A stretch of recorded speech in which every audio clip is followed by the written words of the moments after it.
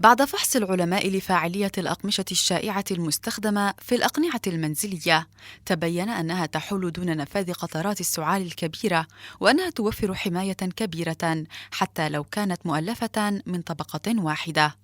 وفي الدراسة التي نشرت في مجلة إكستريم ميكانيكس الطبية، قام العلماء بملء فوهة جهاز الاستنشاق بالماء المقطر المصنوع من جزيئات الفلوريسنت فائقة الصغر بحجم جسيم فيروس كورونا الجديد، ووضعت الأقمشة عند النفخ بالفوهة لاختبار قدرة أنواع الأقمشة على منع الجزيئات من الاختراق. وكان هدف الدراسة التعرف على أفضل الأقمشة الشائعة التي يمكن أن تحول دون تسرب قطرات السعال التي تحمل فيروس كورونا، مع اختبار ميزة قابلية التنفس وإعاقة قطرات السعال في 11 نوعاً من الأقمشة المنزلية الشائعة.